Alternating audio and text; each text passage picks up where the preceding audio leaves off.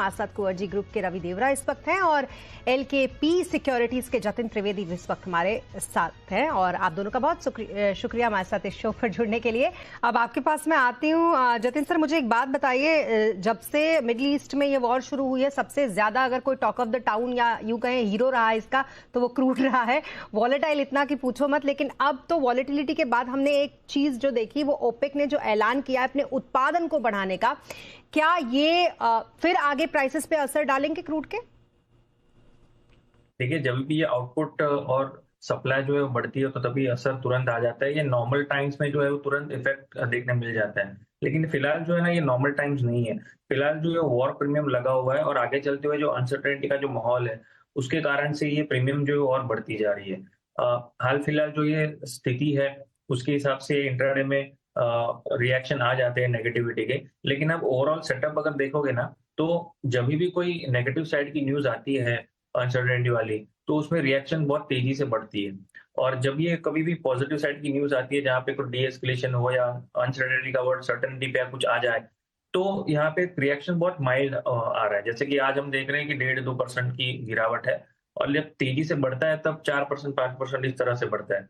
तो evening session में किस तरह से अपडेट आती है वॉर सेक्रेटरी की, वो ज्यादा इंपॉर्टेंट रहेगी। और मार्केट उसको थोड़ा सा इसलिए बचा के चल रहा है क्योंकि अभी कहीं ना कहीं सीज फायर के टॉक्स चल रहे हैं और सीज फायर की तरफ का रुझान है। तो उसके कारण से एक्सपेक्टेशन नहीं है कि कोई ऐसी न्यूज आ जाएगी जिसपे फिर से कुछ असमंजस पैदा हो जाए दोनों देशों के बीच में और वॉर लाइक सिचुएशन हो जाए। इसलिए फिलहाल जो है वो ये वीकनेस के तौर पे चल रहा है, लेकिन लोअर एंड पे सपोर्ट जरूर बना हुआ है।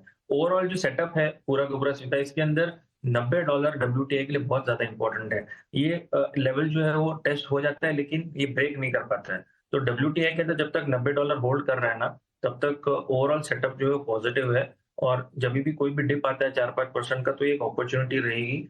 फिलहाल जिस तरह का सेटअप है अनसर्टेनिटी का, जब तक ये अनसर्टेनिटी वर्ल्ड सर्टेनिटी में कन्वर्ट नहीं हो जाता, तब तक मार्केट के अंदर कच्चा तेल जो है वो तेजी की दौर के अंदर बना हुआ है। और इन्फ्लेशन को लेकर के जो चिंताएं हैं वो बनी रहेंगी।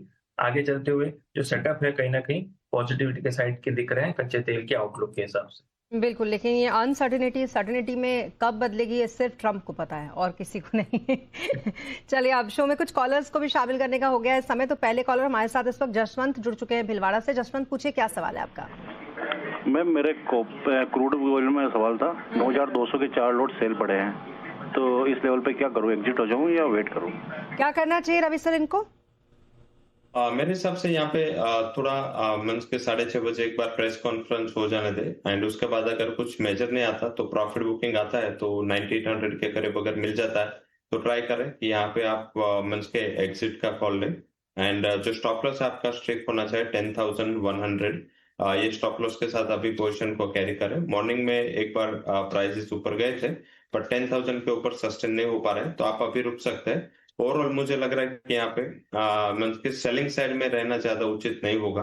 एंड पर्टिकुलर जब भी मेंस के मौका मिले तो या तो आप मेंस के सेल के सामने कॉल बाय कर ले अगर ऑप्शंस आप यूज करते हो, अदरवाइज आप लोअर लेवल पे एग्जिट का मौका ढूंढे, वो एक सही स्ट्रेटेजी हो सकती है। चलिए, बहुत बढ़िया। एक और कॉलर हमारे साथ अनिल इस वक्त जुड़ चुके हैं मध्य प्रदेश से। अनिल, पूछिए, क्या सवाल है आपका? ओके, चलिए, अब इसके बाद हम बात क्रूड के बाद सोने की कर लेते हैं थोड़ी, क्योंकि सोने में किस तरीके का आज कारोबार हो रहा है ये पहले बता दें दर्शकों को। तो आज दायरे में कारोबार फिलहाल सोने में देखने को मिल रहा है। आज घरेलू बाजार में हल्की तेजी के साथ सोने का जो भाव है वो 1,49,000 के ऊपर है। ग्लोबल मार्केट में करीब करीब $20 की तेजी है। कॉमेक्स पर भाव $4,550 के ऊपर है। अब सोने में आखिर चल क्या रहा है, इसके लिए चलते हैं हम दोनों ही मेहमानों के पास। तो सबसे पहले आपसे शुरू करती हूँ मैं, जतिन सर, चल क्या रहा है अब सोने में? देखिए, जो मार्केट जो है ना कहीं कहीं एडजस्ट कर रहा है अपने आप को, स्मिता, कि क्रूड की रैली कितनी तेज रहेगी और कितनी आगे चलते हुए कितने शॉर्ट टर्म में और आगे बढ़ सकता है। जब तक वॉर जो सिचुएशन है तब तक इन्फ्लेशन का जो डर है, और इन्फ्लेशन के डर के कारण से इंटरेस्ट रेट का जो साइकिल जो है वो डाउन ट्रेंड में नहीं आने वाला है। इंटरेस्ट रेट घटने नहीं वाले हैं जब तक इन्फ्लेशन का एक डर बैठा हुआ है। तो इसके लिए गोल्ड को जो है वो प्रीमियम थोड़ा सा कम मिल रहा है। लेकिन साथ ही साथ अगर हम देखने जाएंगे तो वॉर प्रीमियम भी गोल्ड को मिलता है। अब ये कितने दौर तक ये चलता है उसके बेसिस पे चलेगा। एक पॉइंट ऐसा आएगा कि जहां पर ये वॉर का जो नेगेटिविटी है ना गोल्ड के ऊपर, वो कहीं ना कहीं थोड़ा सा साइडवेज हो जाएगा और गोल्ड को फिर वॉर का प्रीमियम मिलना शुरू होगा। अब टेक्निकली अगर देखें तो गोल्ड का थोड़ा सा प्रॉफिट बुकिंग का दौर चल रहा है, हायर साइड पे सस्टेन नहीं कर पा रहा है। 4700 के आसपास एक बेस रेजिस्टेंस है इमीडिएट बेसिस पे। घरेलू बाजार में 1,52,000 के आसपास रेजिस्टेंस है। लोअर लेवल्स पे 1,48,000, 1,45,000 सपोर्टिव मेजर्स हैं। तो 1,45,000 के नीचे जब तक नहीं जाता तब तक इसके अंदर एक बड़ी गिरावट नहीं देख रहे हैं हम।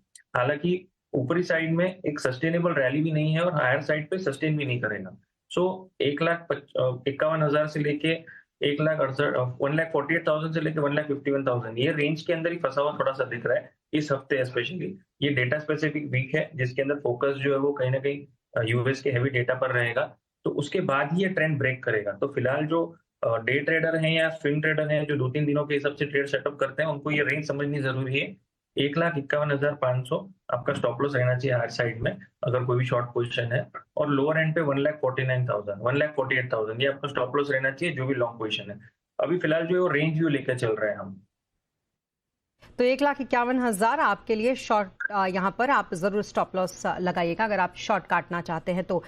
बहरहाल एक और कॉलर हमारे साथ अनिल इस वक्त जुड़ चुके हैं अकोला से। अनिल पूछिए क्या सवाल है आपका। नमस्कार मैडम, ये 1-2 दिन में सोना चांदी के अंदर बाजार कुछ तेजी आएगी? अच्छा, ओके। जतिन सर, 1-2 दिनों में कुछ तेजी देख रहे हैं आप सोने चांदी दोनों के मार्केट में? अस्मिता, जैसे मैंने बताया कि डेटा स्पेसिफिक वीक है और रेंज मार्केट वॉलेटिलिटी के साथ ही रहेगा। ये एडीपी अनएम्प्लॉयमेंट के, नॉन फार्म पेरोल्स के डेटा हैं, अनएम्प्लॉयमेंट के डेटा हैं।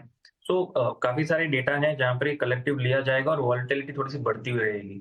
तो फिलहाल जो है वो रेंज को समझिए और रेंज के हिसाब से इसके अंदर अपनी पोजीशंस रखें। और अगर कोई ट्रेंड बेस अगर इसके अंदर रैली देखना है तो मुझे लग रहा है गुरुवार शुक्रवार ये जो दिन है उसके बाद ही आपको ट्रेंड पकड़ते हुए देखने मिलेगा, डिपेंडिंग अपॉन किस तरह की स्थिति होती है। एक्सपेक्टेशन तो यही है कि थोड़ा सा डीएस्केलेशन का दौर रहना चाहिए फिलहाल सीज फायर के साथ में, और गोल्ड सिल्वर को सपोर्ट मिलना चाहिए आगे चलते हुए। तो सेफर साइड की अगर सपोर्ट की अगर लेवल्स देखें तो 1,48,000 के ऊपर जब तक ट्रेड करें तब तक आप पॉजिटिव साइड के संकेत पकड़ के चले, लेकिन हायर साइड पे लिमिटेड कैप रखें गेन्स के हिसाब से। एक बार गुरुवार शुक्रवार का दिन होता है उसके बाद मुझे लग रहा है उसमें आपको एक बड़ी रैली मिलनी चाहिए थर्सडे फ्राइडे के दिन के आसपास। ओके, चलिए, तो ये स्ट्रैटेजी आपको फिलहाल सोने और चांदी दोनों पर इन्होंने बताई जतिन सर ने, जो आपको अपनानी है। इसी के साथ थैंक यू सो मच हमारे साथ इस शो पर जुड़ने के लिए। Ravi Deora ji thank you so much. Jatin Trivedi sir thank you so much हमारे साथ इस शो पर जुड़ने के लिए। और रुपया आज फिर रिकॉर्ड निचले स्तर पर पहुंच गया। पहली बार डॉलर के मुकाबले 95 रुपए 43 पैसे पर लुढ़का है। रुपए में इस गिरावट का क्या है कारण, इस पर बात की हमारे कम्युनिटी एडिटर मृत्युंजय कुमार झा ने CR फॉरेक्स के अमित पवारी से। देखिएगा जरूर ब्रेक के बाद।